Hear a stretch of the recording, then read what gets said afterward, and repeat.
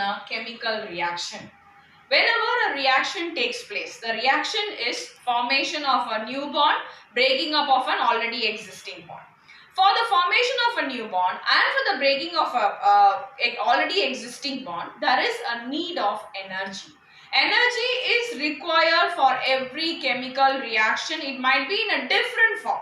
Energy in the form of a heat, energy in the form of a light or a sound or electricity. So energy is required for every chemical reaction. There is a difference between the energy of the reactant and also the product. So according to the requirement of the energy for a reactant and to convert that into a product, either the energy may be absorbed or the energy may be released. Now we are going to take the example thermochemical equations where energy in the form of heat is required for a chemical reaction to take place. Based upon the heat energy requirement, the reactions can be divided into two. Number one, it is exothermic reactions. Exo means the heat is liberated out. The heat is liberated out after the chemical reaction has taken place. And the next one is endothermic reaction. Endo means the heat energy is taken in during a chemical reaction. Now, when after a chemical reaction, suppose the heat energy is liberated out, that means it causes a rise in the temperature of the surrounding. Here, endothermic reactions, it makes the surrounding cool because it absorbs the heat energy. A very general examples we have already seen in our home will be lighting of a candle. You have studied in our earlier classes also. The lighting of a candle is an example for both chemical and a physical change. In that, when the candle light is being burned, there is a release of carbon dioxide and oxygen. That means carbon which is present in the candle reacts with the oxygen which is present in the atmosphere to release carbon dioxide. Or cooking of the fuel, that is cooking of food, that where we use a fuel, it releases heat energy. So we can see different types of energy being used in our day-to-day life. So let us see some examples which is given in our textbook. Number one, carbon plus oxygen gives carbon dioxide plus heat. Already this I have discussed. Now this is again an example for the combustion of fuel. Methane plus oxygen gives carbon dioxide plus water molecule. This we have already discussed that in the presence of this is usually happens in a fuel. And also a hydrocarbon. When hydrocarbon is oxidized or when it undergoes combustion, it only releases carbon dioxide and a water molecule. This is calcium oxide. Quicklime. Quicklime, when it is put in water for whitewashing purposes, when quicklime is taken and it is added to water, it forms calcium hydroxide or slackered lime with the release of large amount of heat energy. When hydrogen and oxygen combines together, it needs heat energy to form water and it also liberates heat energy after the reaction. This is a very well-known equation for you. The Haber's process manufacture of ammonia.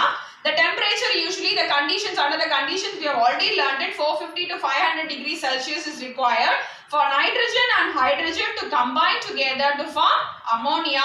It is again releases heat energy. This is a reaction which takes place in our body because of which we survive. That is the glucose that we take or the starch that we take. It is during the respiration process. Okay. When this during the respiration process, this is broken down to give carbon dioxide, water molecules and energy, and with the help of this energy only we are able to survive. Now let us see the example of endothermic reaction. Endothermic reaction, endo that means heat energy is absorbed inside. The very good example that I have already told you is Fe plus S gives FeS if you are remembering it. That is iron plus sulfur gives iron sulfide. This we have already discussed, that is in the mixture and a compound. When iron is mixed with sulfur, it remains as a mixture, but when it is heated, it becomes a compound. Iron is no more attracted by the magnet. So this is a very good example which we have already discussed. That is the reason before heating, iron and sulfur remains as a mixture, and after heating, it becomes a compound. So the characteristic feature of iron is lost and it gets a new characteristic. That is the difference we have already seen. So you can remember it very easily. When heat is applied, when carbon combines with higher sulfur, it forms carbon disulfide, and when iron is added to sulfur, it becomes iron sulfide. Now, the other example is when nitrogen reacts with oxygen to form nitric oxide. Nitrogen reacts with oxygen to form nitric oxide in the presence of, in this endothermic reaction. That means what? It is a reaction in which heat energy is taken inside. Now, calcium carbonate, that is limestone, when it is heated to 1000 degrees Celsius, it forms calcium oxide plus carbon dioxide. So these are the reaction in which heat energy is required. The formation of sulfide, the formation of nitric oxide, and the formation of calcium oxide and carbon dioxide. Now let us take an example, photochemical reaction. Photochemical, photo, it means this is a very familiar name for you, photosynthesis. Photosynthesis means synthesis that takes place in the presence of light, we call it as photosynthesis. So photochemical, a chemical reaction which takes place in the presence of light, we call it as photochemical reaction. This is a very familiar reaction. This is a photosynthesis reaction only. The carbon dioxide which is present in the atmosphere, it is absorbed by the plants and the plants takes in the water to form the glucose water molecule with the release of oxygen, which is very much essential for us to breathe. That is the reason we always keep telling grow more and more plants. This is an example of photochemical reaction. There is again a question that why is silver nitrate stored in black bottles? Because silver nitrate is stored in black bottles because when sunlight enters through it, you can see that it decomposes to form silver and nitrogen dioxide and oxygen. That is the reason why always silver nitrate is stored in brown or black bottles. It is usually stored in the black bottles. Electrochemical reaction. Electrochemical reaction, the name itself, it is very clear. The chemical reaction which takes place with the help of electricity is called as electrochemical reaction. This reaction is very popular and familiar with you. That is electrolysis, breaking of water, lysing water in the presence of electricity. We call it as electrolysis of water. We do it usually in the presence of acidulated water. We add a few drops of sulfuric acid because pure water is a bad conductor of electricity. So acidulated water, when it is subjected to electrolysis, it decomposes to form hydrogen and oxygen.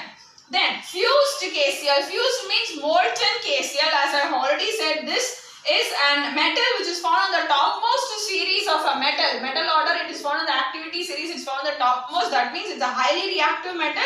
So these minerals, it is difficult for us to break them into its constituents. Why? Because these minerals are highly reactive. This metal is highly reactive. So such a mineral, when it has to be broken, it is subjected to only electrochemical reaction. So when a fused KCl is taken and it is subjected to electrolysis, it forms potassium and chlorine gas is liberated. That is the way of extraction of potassium from KCl. These are the energy changes that is involved in a chemical reaction.